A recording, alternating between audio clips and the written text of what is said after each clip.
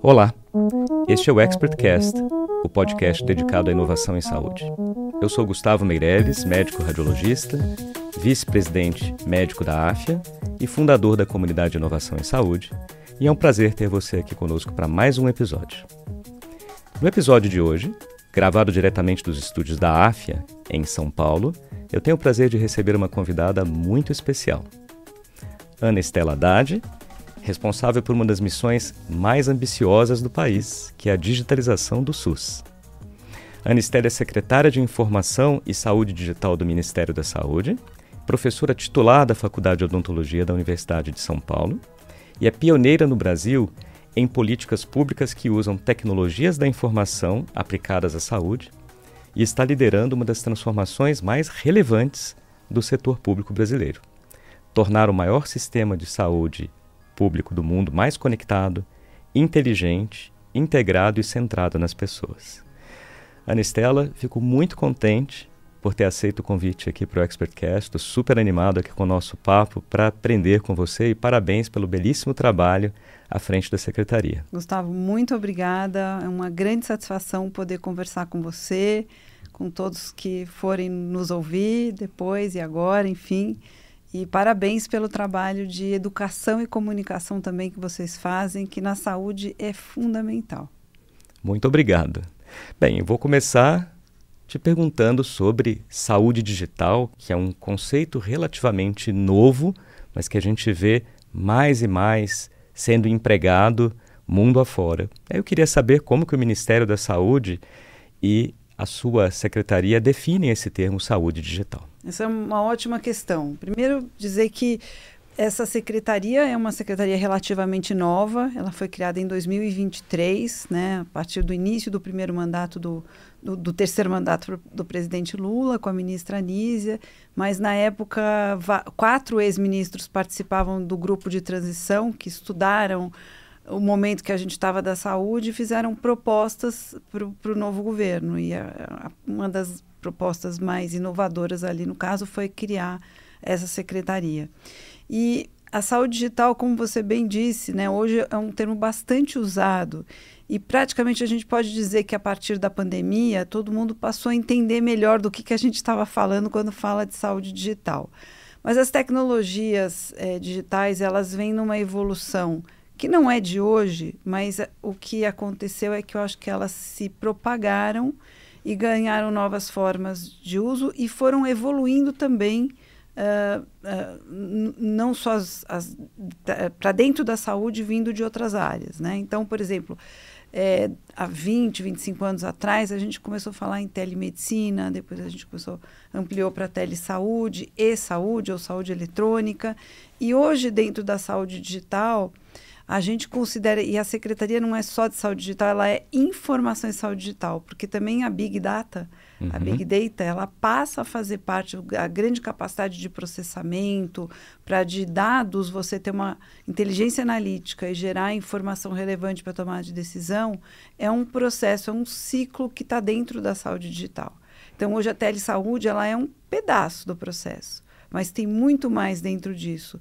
E é como se a gente pudesse dizer que a saúde digital é o conjunto de técnicas, práticas, valores que se desenvolvem a partir do crescimento do espaço digital. É uma cultura, né, que você tem que introjetar.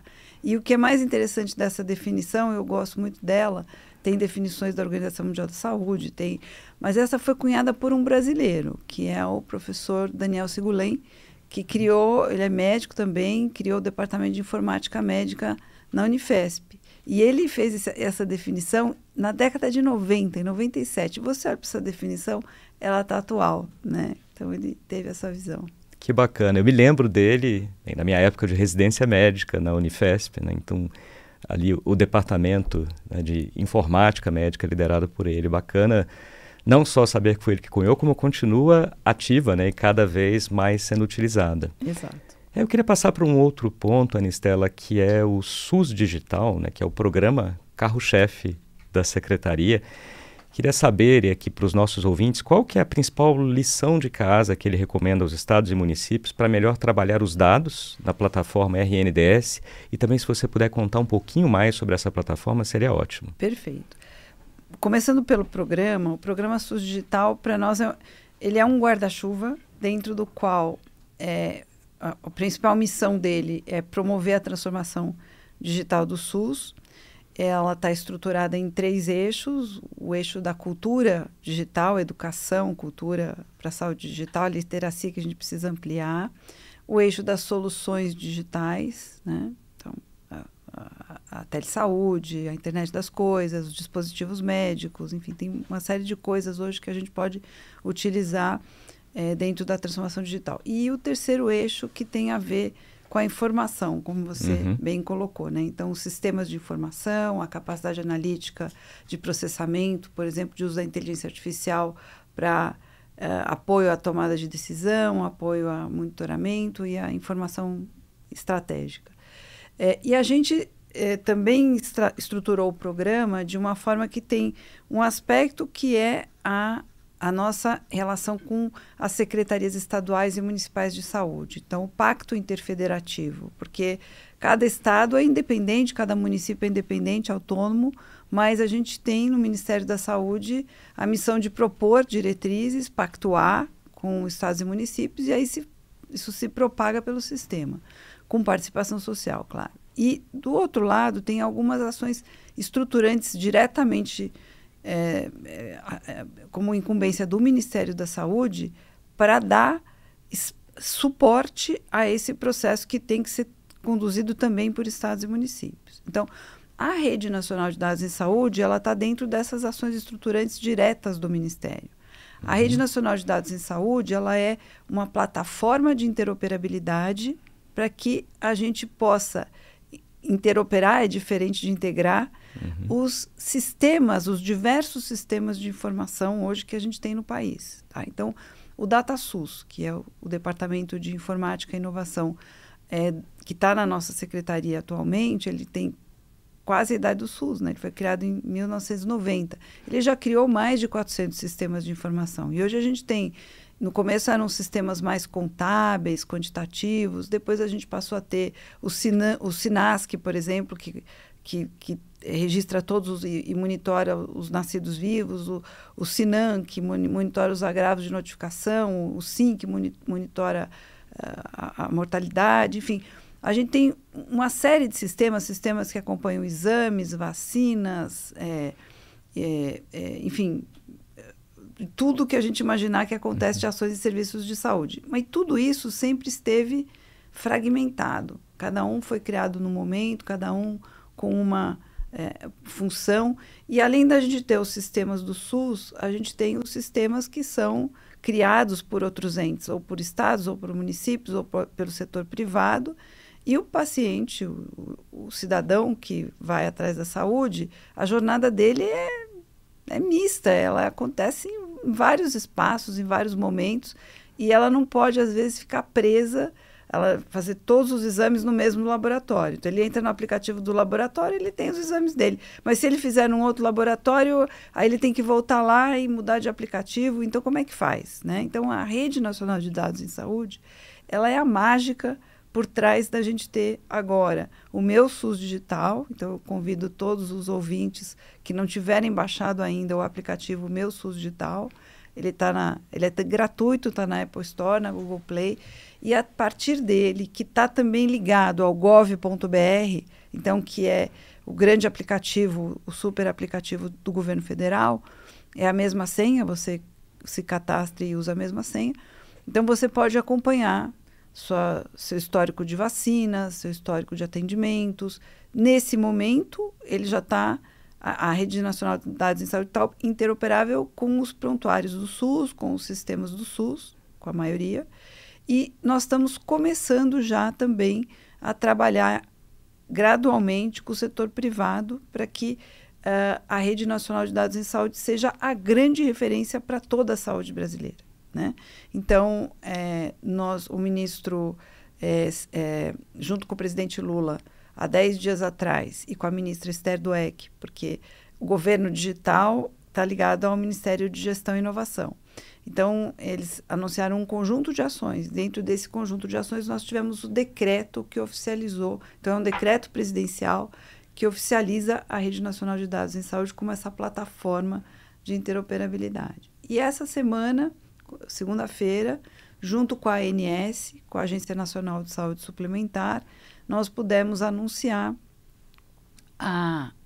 o envio dos dados da ANS também para a Rede Nacional de Dados em Saúde. Então, está começando essa carga, começa com os dados que são de 2020 a 2025, isso vai levar mais ou menos uns 2 meses. A partir de outubro, vai começar a carga automática. Então, aí, os atendimentos que forem sendo feitos por planos de saúde e que os dados desses atendimentos que vão para a ANS, automaticamente estarão na Rede Nacional de Dados em Saúde. Portanto, aí o meu SUS digital, a partir daí o meu SUS digital vai mostrar também os dados dos beneficiários de planos de saúde, não só de quem é atendido no SUS. Poxa, maravilhoso.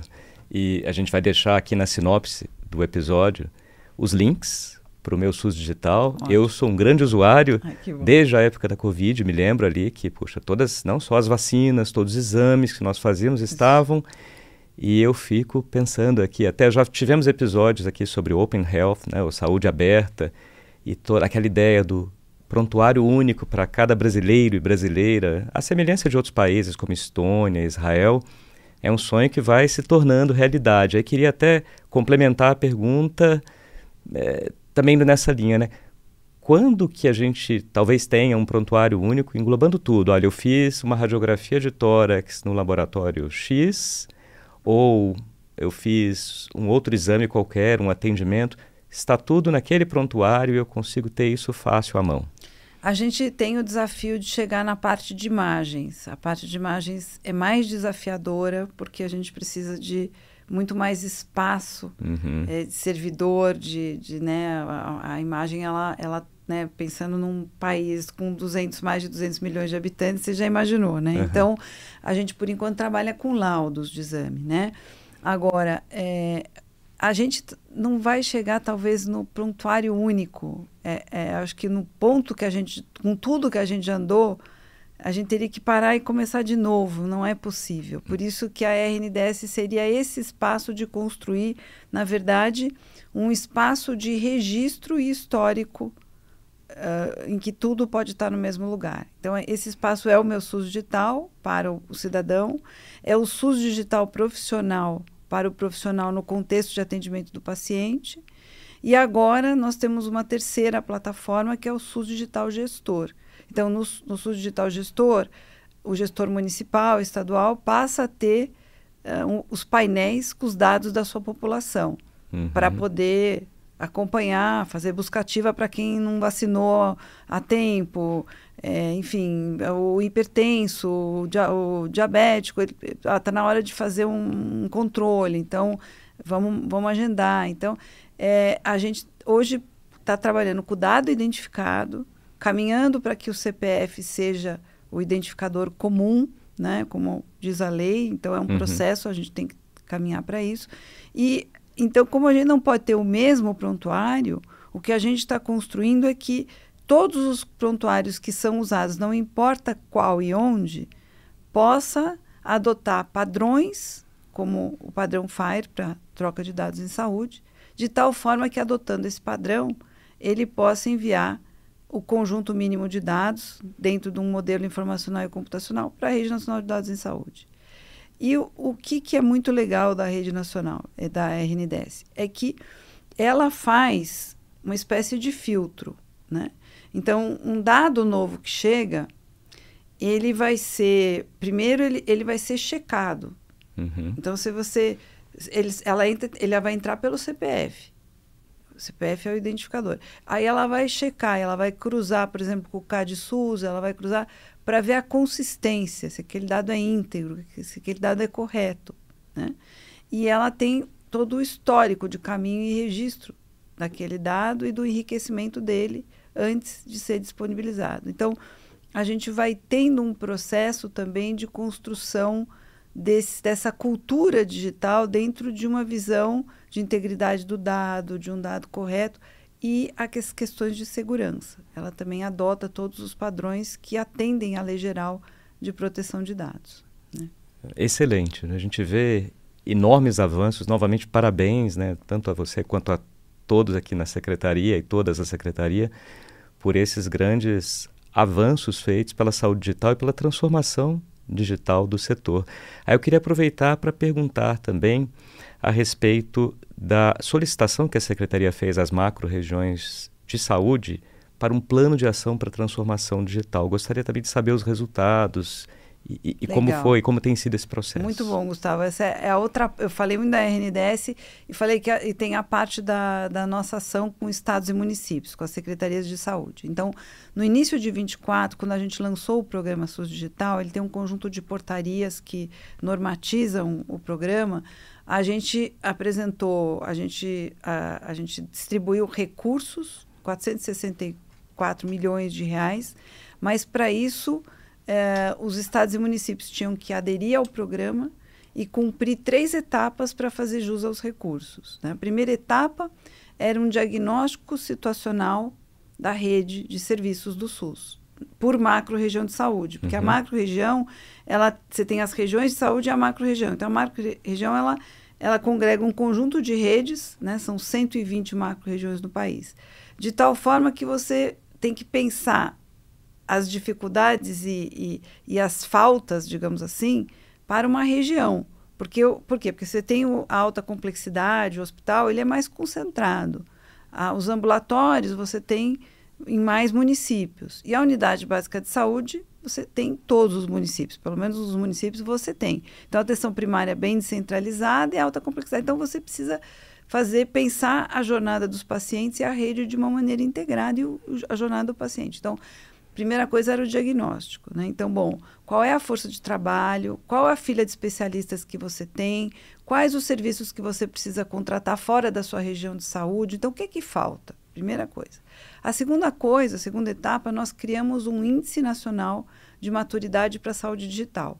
Então, ele tem 7 dimensões, a telesaúde é uma das 7 dimensões, mas a infraestrutura, a conectividade e a rede, a proteção de dados é uma dimensão, o monitoramento e avaliação, a infraestrutura, sistema de informação, a interoperabilidade. Então, é como se você olhasse para os estados e municípios e falasse, a gente quer fazer transformação digital, precisa atender todas essas camadas. Não adianta fazer uma só, senão não vai dar certo, nós não vamos conseguir, né? Tem que pensar sistemicamente. Então, isso foi muito importante, porque mais do que ranquear as secretarias por maturidade, esse foi aplicado nos 5.570 municípios e nos 27 estados. Não foi por macro-região, foi individualmente, que essa é a nossa tarefa, né? E o país inteiro aderiu. Nós tivemos 100% de adesão. É fantástico. Então, hoje nós temos os resultados. Então, quer ver uma surpresa? Se você pegar o estado do Amazonas, na dimensão telesaúde, ele tem um estágio relativamente maduro. Apesar da gente pensar, mas será que o Amazonas... Não, já tem mais de 20 anos que tem telesaúde lá e ali tem alguma maturidade. E a terceira etapa, então, era o plano de transformação digital, aí de novo por macro-região, que tinha que se basear no diagnóstico situacional e no índice de maturidade para que o plano pudesse ter uma coerência. E dizer, então, isso é porque a gente considera o quê? As especificidades. O Brasil é imenso, é diverso, cada um está num ponto, cada um tem uma coisa e não tem outra. Então, o plano precisa ser customizado. Ao mesmo tempo, a gente precisa encontrar um caminho comum, porque o SUS é um sistema único. Então, todo mundo precisa percorrer um caminho em comum para que a gente possa fazer essa transformação de forma colaborativa. Bem, nós chegamos aqui ao final da primeira metade do nosso episódio. Anistela, muito obrigado pela presença. Vou te receber novamente aqui em breve para a gente continuar essa excelente conversa sobre o SUS digital e o Agora Tem Especialistas. Bem, e para você que está nos ouvindo ou nos assistindo, não deixe de fazer parte da comunidade de inovação em saúde, que já tem mais de 12 mil integrantes. Nossos grupos são abertos e gratuitos. Você pode fazer sua inscrição em www.inovaçãosaude.com.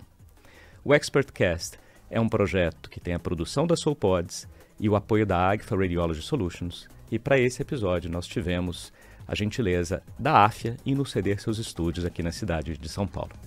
Muito obrigado pela companhia, até o próximo episódio. Não deixe de curtir o ExpertCast na sua plataforma preferida de áudio ou vídeo, nos dar 5 estrelas e compartilhar esse e outros episódios com seus amigos e contatos. É assim que conseguimos divulgar informações de qualidade em inovação na saúde. Muito obrigado.